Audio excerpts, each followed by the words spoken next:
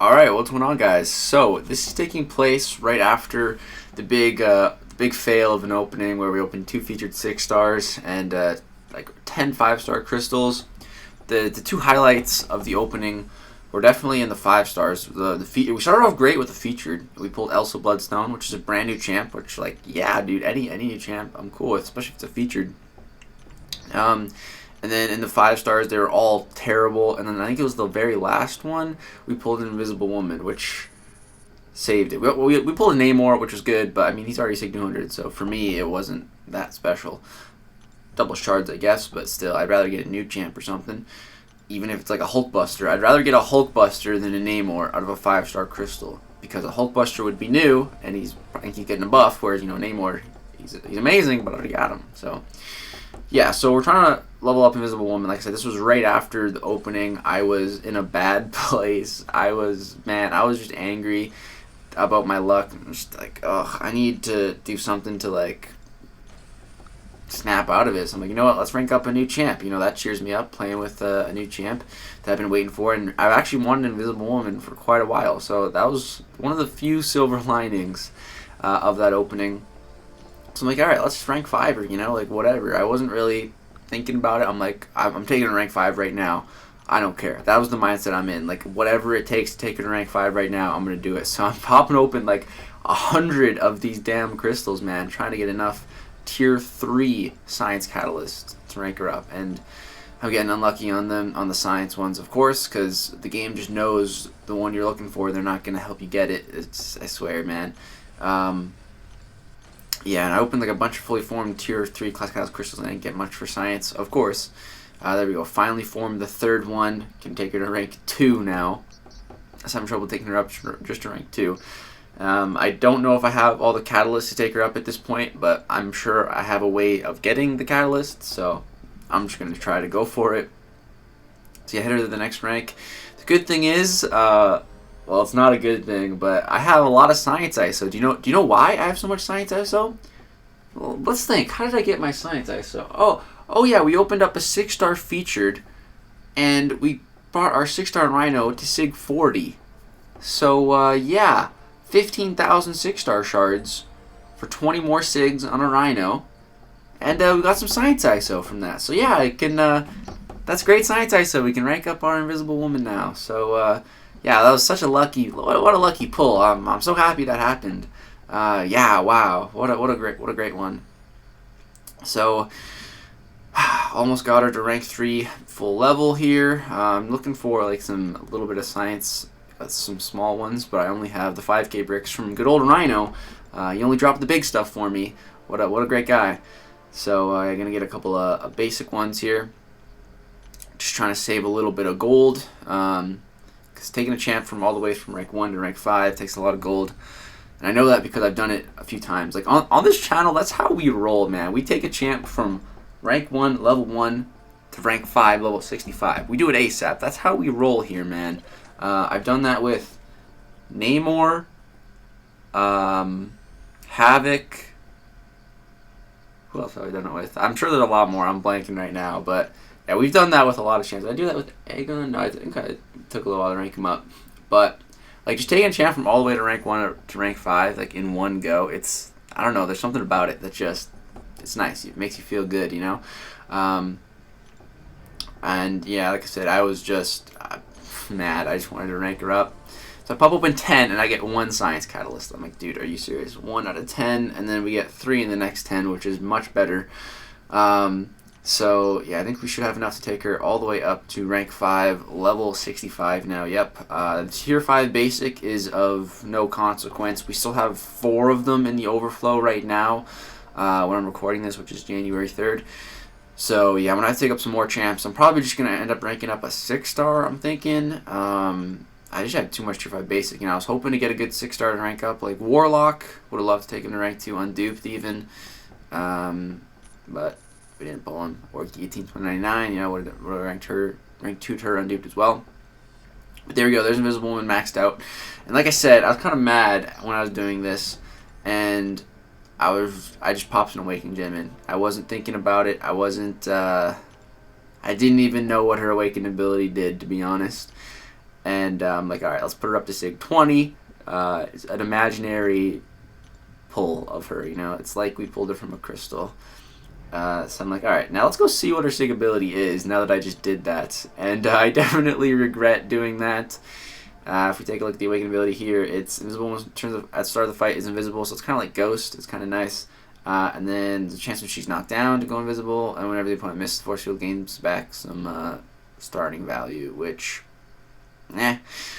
So yeah, definitely regret burning that Awakening Gem. I just got that Science Awakening Gem from Tiffany, and we burned it into Invisible Woman. But it's too late now. It's whatever. It can help on defense, I'm sure. So, whatever. Now, I was like, alright, Invisible Woman. Now, I think she's pretty underrated. I do think she's pretty underrated. So, I'm going to try to showcase some good value of her today, which, to really showcase her, you need a long fight where you can really ramp her up, right? So, what better place than Labyrinth of Legends? So, with Invisible Woman, the thing is, you got to play perfectly, right? It's all about the perfect play style. So, you're going to be wanting to intercept a lot, which is fine. I do like intercepting. I'm pretty good at it. But like one little mistake and you lose all the damage you built up. It's kind of like Star-Lord. If you lose your combo, you know, boom, that's it. And with Invisible Woman, if you lose your invisibility, that's it. You gotta start all over again. So right here we get into invisibility here, and it wasn't paused before because we were bleeding from suicide, so that's why it didn't pause when we triggered it before. But now that that bleed's worn off, we got it going. So now we have to pretty much dexterity 50 times to get our max damage output going. Every time we dexterity, we place one of those little debuffs on Star-Lord, and that increases our damage output. And there's a max stack of 50. So we're working on getting there right now. We're at 14. And when we're invisible, we also crit a lot. So the crit rate is really nice, man. And what I like about Invisible Woman is two things. So right here, I screw up though. I take a blocked hit as a missed hit. And boom, now we got to start all over again. So that's the annoying part, right? Still getting a little bit used to playing her. But so yeah, there's two main things that I like about Invisible Woman. And it's one, her force field. Whereas if you look at my health, I'm at 100% and I'm running suicides. And she's not immune to bleed or poison. But while the force field is up, you know, it's absorbing, it's soaking up the suicide damage from the poison and the bleed. And you can see my health is just flashing to full each time. And so I really like that. I really like that. It's a great ability. And this force field scales with boosts. It also scales with nodes and everything. So like on defense, on the war boss, it scales. But also, you know, if you just pop some boosts for like endgame content, it also scales. So I like that. So I really like that aspect about her. The force field is pretty cool. Second aspect I really like about Invisible Woman is her invisibility and how it's like a safety mechanic, you know? Like if you mess up, yeah, you gotta start over again, but you don't get punished because you're invisible. Your opponent just misses. It's a really nice safety net, I feel like. So that's pretty cool. I like that. I like that about her. So we are running the full Fantastic Four synergy though today. So that means we have an 85% chance to keep our invisibility if we parry. And it's a good synergy, but in this game, man, if it's not 100%, you can't count on it. You can't count on it. I don't care if it's 99%. That's not 100%. You know, in let's say Alliance War, like a high stakes war or something, you know, when you really need an ability to trigger, you want it to be 100%, so there's no chance of it failing, you know? Unless you're fighting a domino or something stupid. But you know what I mean? Like, you want it to be 100. And 85%, I mean, okay, if it's 99%, like, okay. But, like, still 85%, that's 15% of a chance for something to miss, you know? For it not to work. And 15% in this game is a lot. If you think about it this way, Black Widow has a 3% chance to evade, supposedly.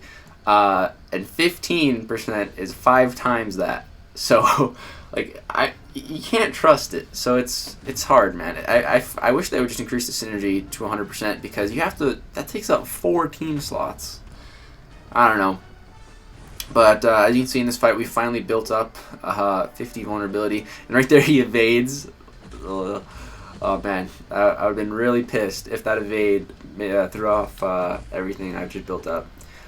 But yeah, with the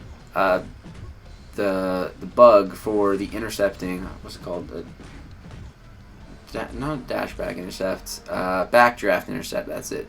You can't hit on their block and then go for the intercept. That's what's bugged right now. So in this fight, I was hitting this block quite a bit, but I was like, nope, I can't do that intercept. I had to kind of restrain myself from doing that kind of intercepting. But this backdraft works. You just hit them 4 times, dash back and go back in, and it works pretty well. So here we go for an L2, and the last part crits, and that crit did like 28,000. And then the number in red was like 58,000 or something, man. That was some pretty nice damage. And as you can see, our crit rate is quite high. We crit for most hits, not every hit, but quite a few hits. And then the numbers in red, dude, those are also huge. The number, like our mediums are doing about 16,000 damage. That's pretty good, man. That's pretty darn good. And our light attacks are doing about 9,000 damage-ish. So yeah, that's pretty crazy, man. The damage is really stacking up here. And yeah, we're staying invisible. We're just no contact, pretty much just intercept only. Just doing what we can here. And now that we've built her up, like the damage, it's fun. Building her up is definitely the worst part. If you can intercept, if you can keep the play style going, it's you can do it. Right here, he blocked my L2, but luckily he didn't punish me. I probably should have got hit there. That would have been annoying. I would have had to restart. I was like, oh, thank you for not hitting me, man. Cutting me a break. And yeah, you can see I've lost some health from recoil, but we're healing it back up through the force field, which again is super duper nice. I really like that aspect of Invisible Woman. And yeah, this fight, it's going pretty good now. We're about 170 hits in, halfway there. Just to keep on going for these intercepts. And everything's going good. So yeah, if I could change something about Invisible Woman, the synergy, make it 100%. That's what I think should be changed. That'd be great. If you could reliably parry, that'd be great, man. And keep your invisibility, because 85%. You'll see, I don't go for parry. I'm not trying to parry. I have the synergy, but I don't trust it. It's not worth the risk right now. I'd rather just go for these intercepts and keep playing that way. So right there you can see that L2, man, that hit so hard. The first part did like 45k. The second part did like, I don't even know, it was like 80, almost close to 80k, I think. Some pretty beefy L2s, man. Some pretty beefy L2s. Another reason why I ranked up Invisible Woman was, one, I've wanted to have the entire Fantastic Four team ranked up, and I still don't have Mr. Fantastic ranked up, which it's hard because I would have given that Science Awakening gem to him as a 5-star and ranked him up, but I have him as a 6-star. So having a champion as a 6-star makes me not want to rank up the 5-star counterpart. So it's a predicament. I don't know what I'm gonna do about it. Kind of wish I didn't pull the 6-star. I mean, as weird as that sounds to say, it's hindering me on wanting to rank up the 5-star. So I don't know. I think I'll just leave him at rank 1 as a 6-star. And he'll just be nice to bring along for his mechanics for supporting a team. But yeah, so I wanted to have the entire Fantastic Four ranked up at a high level, right? And with the Abyss coming, I'm thinking potentially Invisible Woman could be useful for the Abyss. She might be good for Abyss. There could be something where you really need her invisibility. I don't know, but yeah, I don't know. I think she could be good for it. Maybe she might be good for the Collector, because with her invisibility, maybe get his specials to miss, but you wouldn't really be able to maintain the damage if you're taking missed hits. But I don't know. I feel like she could be a good option for the Abyss. You never know. You can always throw her on defense. If not, it'd just be good to bring along another high-level champion if I'm not rocking the full Fantastic Four team. So yeah, that's why I ranked her up, really. And boom, that last L2, man, that last L2 hit super duper hard. So there we go, Star-Lord down, 300 hits. Let's scroll back a little bit. Let's try to see what that damage was on that L2. Nice and slow here. So, oh, I had it right there. So our crit on the L2 on the second part hit for 36,000, and the number in red did 74,000. So that's 110,000 damage on only the second part of the special. And if the first part crit, I think you could do around like 50k-ish. I think that 4 did 40k. I think right now we're in Assassin's range. I think I have Assassin on. I'm not even sure. But like that's some pretty crazy damage, dude. So she's getting around the Labyrinth damage cap through the numbers in red right there. I think that's still capped at 100 though. 100k for Loki, I think. Not entirely sure, but yeah, there's Star-Lord taken down in Labyrinth, and as you can see, we finished the fight with full health. And if we messed up, yeah, we'd have to start over again, but we wouldn't take damage because he would just hit into our invisibility and he'd miss. So that safety mechanic, a little bit of a safety net I like about Invisible Woman. Let me know what you guys think about her. I think she's pretty underrated. Let me know if there's any other videos you guys want to see with her. I'm really excited for the Abyss. Hopefully I can find a use for her in the Abyss. But that's going to do it for this video, guys. Hope you did enjoy it. Drop a thumbs up if so. Subscribe if you'd like to see more content. Hit the little bell if you want to be notified when I upload. You're going to want to be knowing when we go live into the Abyss. That's going to be some crazy times. Thanks for watching, guys. Peace out.